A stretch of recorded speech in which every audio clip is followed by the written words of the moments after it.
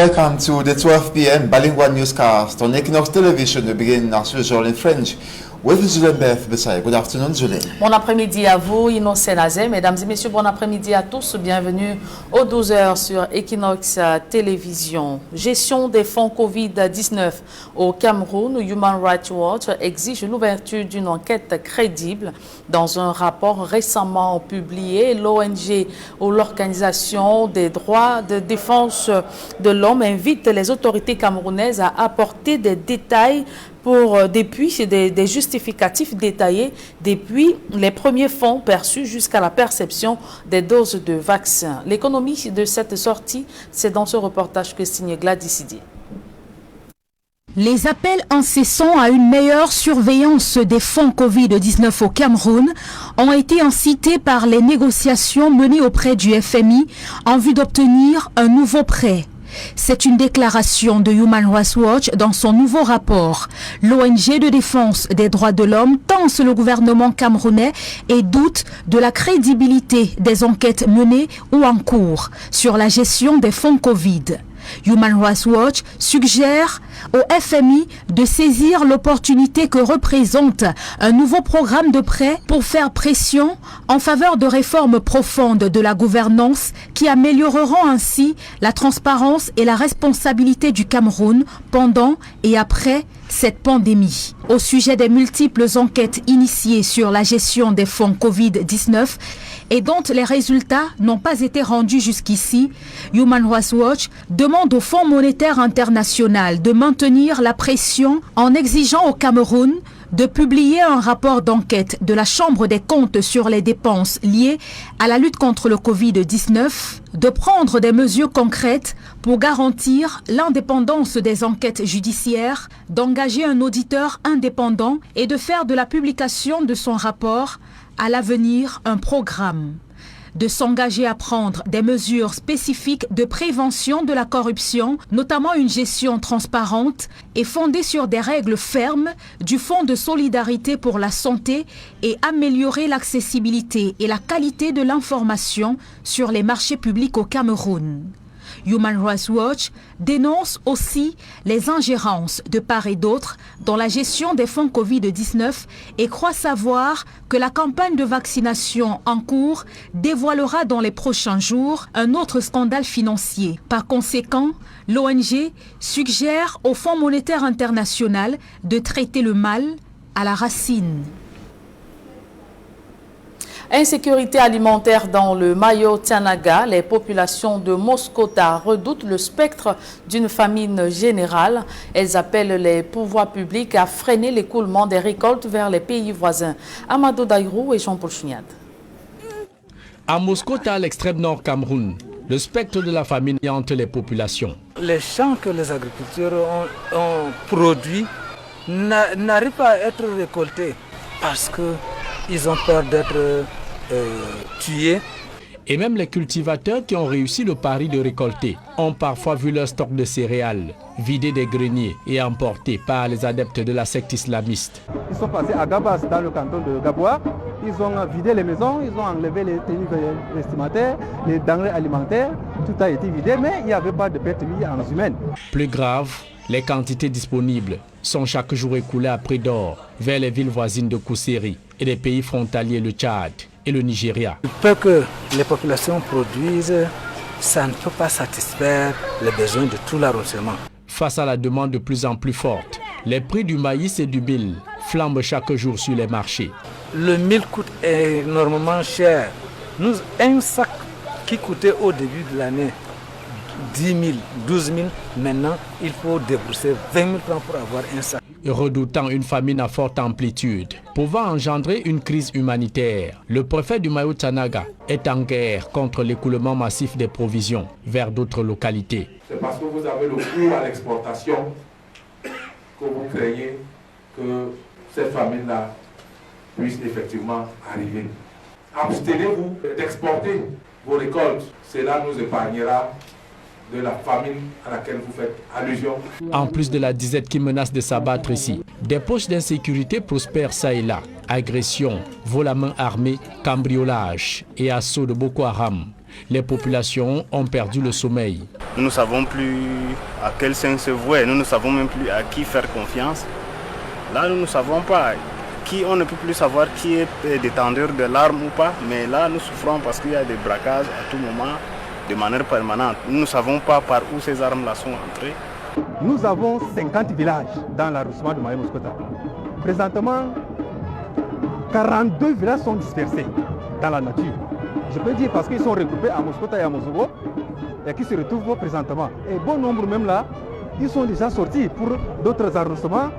Faisant désormais face au double défi alimentaire et sécuritaire, les populations de Muskota appellent les pouvoirs publics à plus de contrôle des exportations à outrance des récoltes et un soutien logistique accru au comité de vigilance dans la lutte contre les assaillants de Boko Haram et d'autres petits maraudeurs.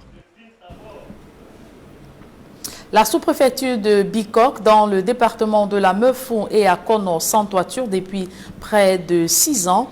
Le sous-préfet de cette localité et ses collaborateurs ont aménagé dans une baraque où tous travaillent dans des conditions déplorables. Joseph Abena.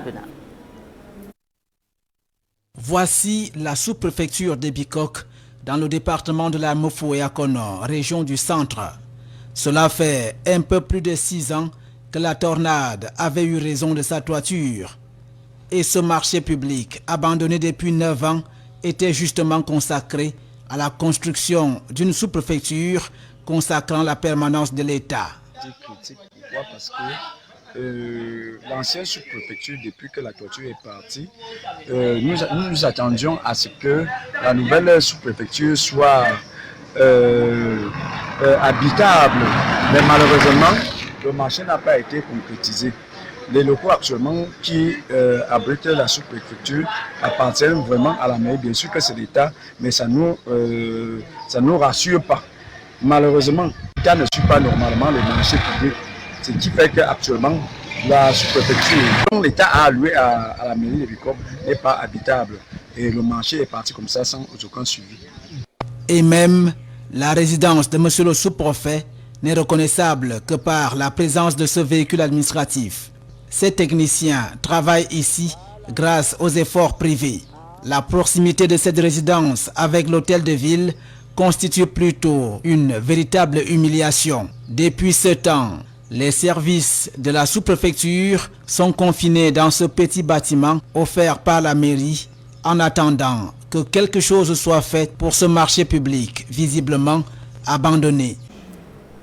Et comment lutter contre le chômage des jeunes? La question préoccupe, la question est un véritable casse-tête pour les pouvoirs publics. Ils sont des milliers à sortir des universités et grandes écoles sans perspective claire.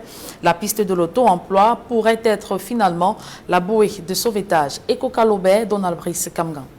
Un emploi décent et bien rémunéré. Le rêve est caressé par la quasi-totalité des jeunes diplômés ou non, qui constituent l'essentiel de la population au Cameroun. Quand bien même certains jeunes créent leurs propres activités, rien n'est gagné d'avance. Quand nous travaillons, nous avons travaillé. Maintenant, quand il faut vendre, nous avons cette difficulté. Nous ne parvenons pas à vendre nos œufs.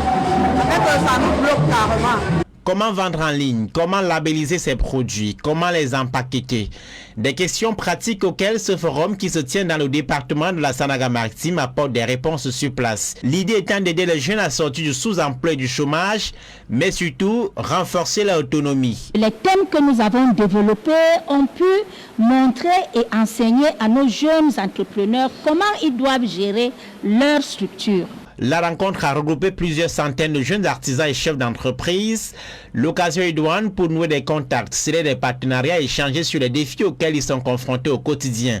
Mais le forum se veut aussi un creuset de valorisation des produits locaux. Nous avons pensé que la Sanaga-Maritime étant le bastion de l'industrialisation, il est temps pour nous de sortir de l'ornière ces jeunes pour pouvoir leur apporter un encadrement et devenir le mécène du Made in Cameroun dans la grande Sanaga-Maritime. Ne pas toujours attendre autour de l'État, nous pouvons nous-mêmes créer des emplois et en promotant des entreprises, nous créons nous-mêmes aussi des emplois pour le développement de notre pays.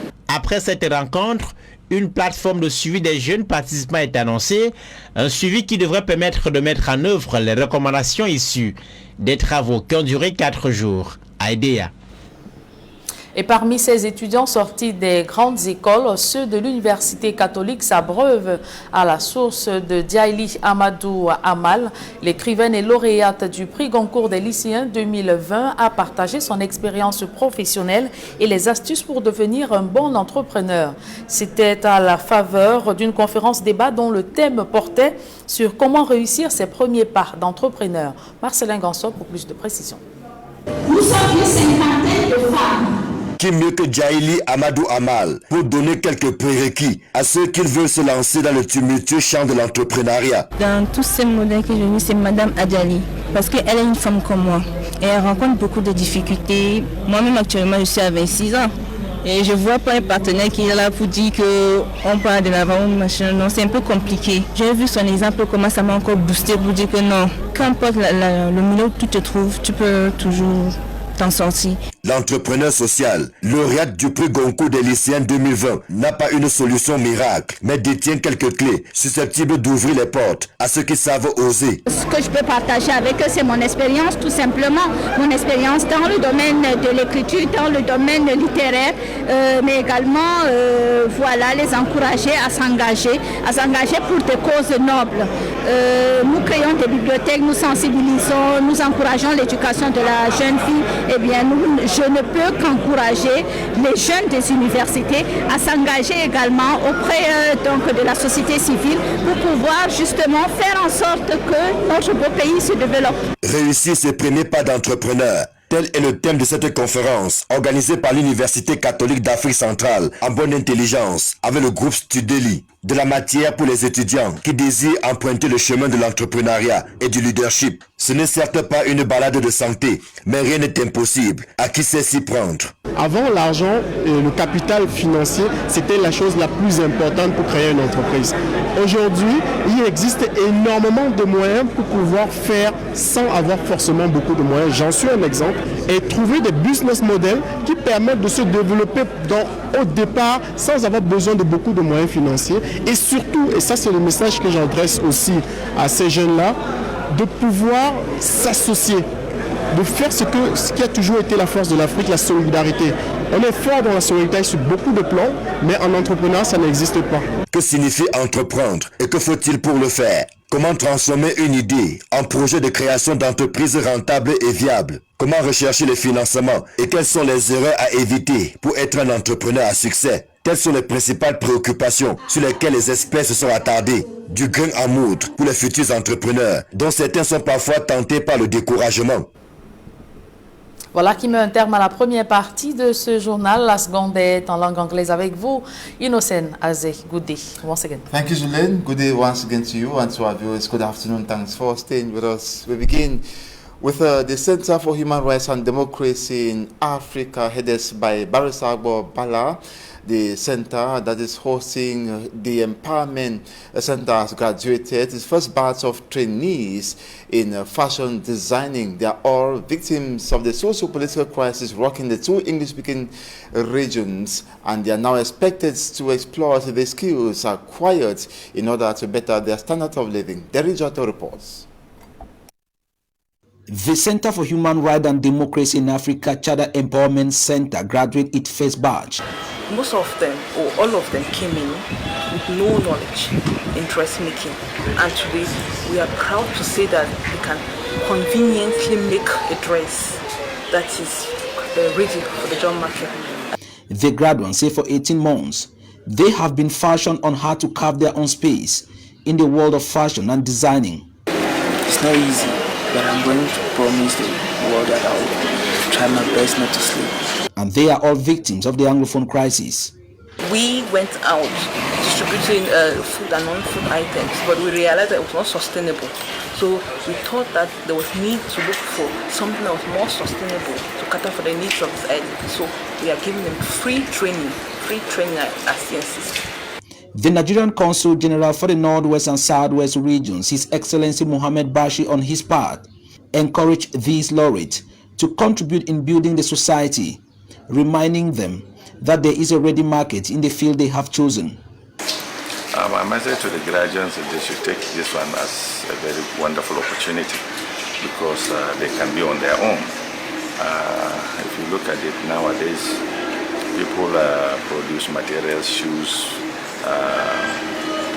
dresses like they did, put it on, create a site, and from the comfort of their rooms and from the comfort of their Android phones, you see people placing order, buying these things.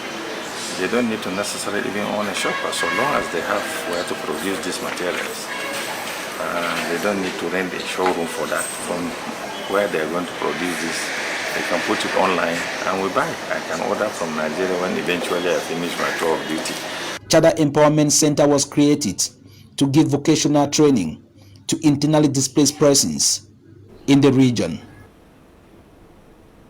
Human Rights Watch, in its April 23rd, 2021 report, is worried about mismanagement of COVID-19 funds in Cameroon by some state personnel.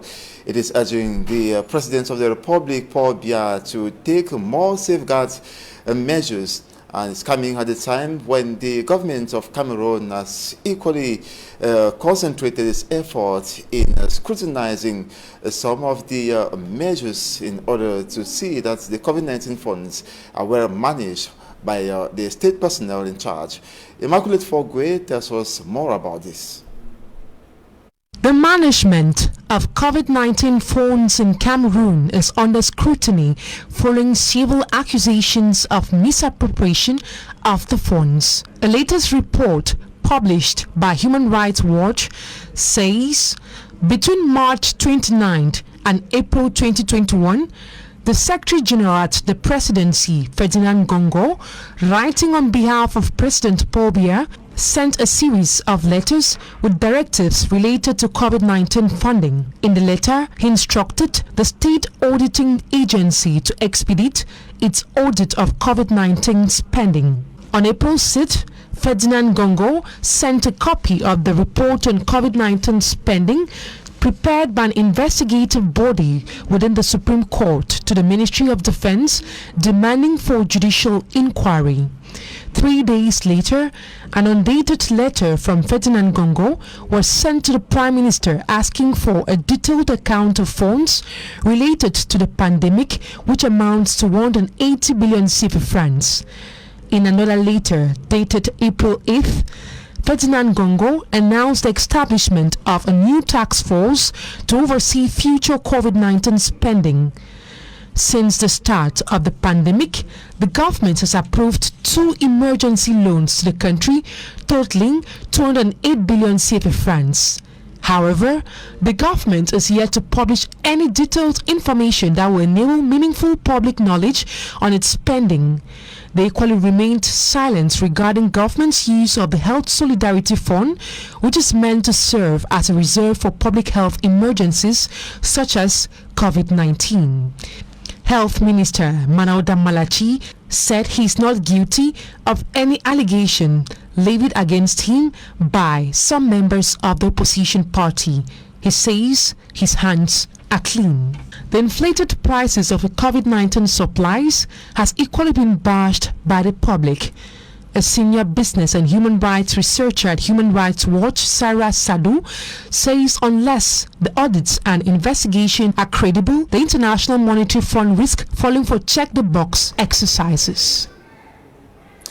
And some civil society members are worried about the continuous mismanagement of COVID-19 funds that converge, discussing issues surrounding transparency and accountability in management of these funds. They equally suggest that state personnel who are guilty should be held accountable for this funds mismanagement. Take a listen to one of the members of the civil society. The aim of this meeting is to come together to bring civil society and different stakeholders to make sure that we come together first and enhance COVID-19 transparency and accountability in Cameroon, because this is the moment where we need to start asking questions. Accountability is all about asking questions about how the government has managed COVID-19 fund. Before proceeding, I would like to comment on the government on accelerating the audit, because that is already positive when we talk about accountability. and we are anxiously waiting for the result of this audit, because we've noticed that a lot of flu and gaps has been going on when we talk about managing of COVID-19. And for example, we know about the bag of rice. Till today, we don't know what happened to the 4,000 bag of rice that was offered by OCA. And also we know that we have a parliamentarian that also raised eyebrows about the contractors and stuff like that. So it is important that government really make sure that it clarifies its citizens, not only civil society organizations, its citizens, on how it manages its funds, if we're talking about accountability in Cameroon. When you say no, the fact that they even having the initiative of auditing this is something we need to congratulate, because imagine we have other African countries that are not even talking about audit, but in Cameroon, if we're already talking about audit and accelerating it, it's a positive and it's a baby step towards what we want. And after the result, we want to see in that, to make sure that all those that are implicated in embezzlement are really held to account, because they need to pay for it. Because we know that due to this COVID-19, a lot of people have lost their life. We have a lot of families that have lost jobs. So it is not a foul play. It's not a play when we talk about accountability. It's a moment and this crucial time where citizens need to start asking questions about these funds. It's not just about my organization or the partners. It's about citizens asking the real question, because we believe that if more citizens ask this question, it's going to hold us back. And government, we know that the world is watching. Cameroonians are watching at them. Civil society actor as well noticed that inadequate access to information is a big problem, and that the population needs to be informed by the government on how the COVID-19 funds are being spent. Take a listen to her once again. Currently running the research. Today we had the presentation of the research to civil society organizations and some political and administrations here. So we want them to add to this research if they have recommendations, because this report is going to be presented to the government so that they make sure they take into the consideration the recommendation made from this meeting. A lot of gaps. Currently running the research, we had a lot of difficulties in the information. No, by the way, it's no news that Cameroon has not yet signed the Access to Information Act, so it's difficult to really gather this information. But we base some of this information on press release and degrees made by the government.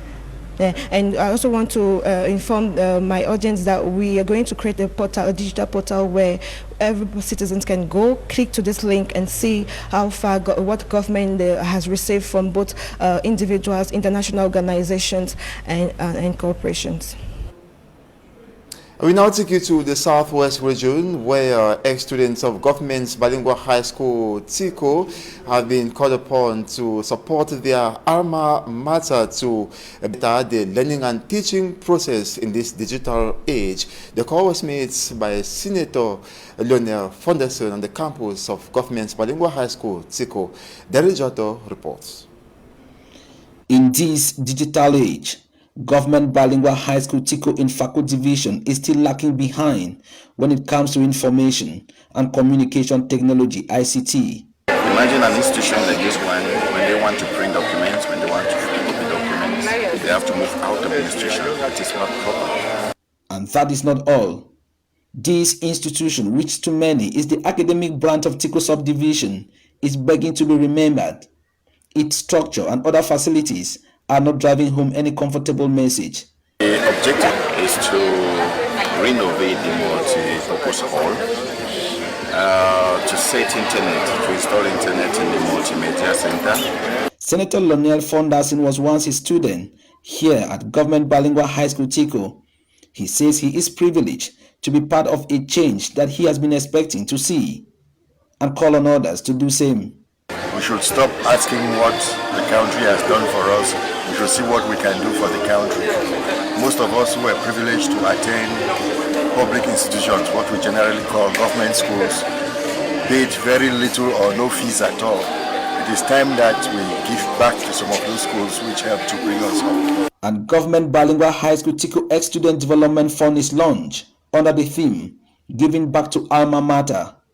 And its president, Ashu Clifford Obi, during his address, invited all ex-students of Government Bilingual High School TICO to come on board and be part of this good idea. So we think that is necessary. So we have a very big task to sensitize our people. to make them see need, the need to give back to the alma mater. 2.3 million francs CFA was realized during this maiden session. And that's it for this 12 p.m. bilingual newscast on Equinox Television. Thanks so much for watching. Tomorrow is another day. Do have a splendid day. Bonne journée à vous et à demain. Merci, excellente journée à vous, Innocent Nazem. Mesdames et messieurs, merci d'avoir suivi cette édition bilingue du journal. Retrouvez Nadine Yambou et toute son équipe pour votre quotidien santé.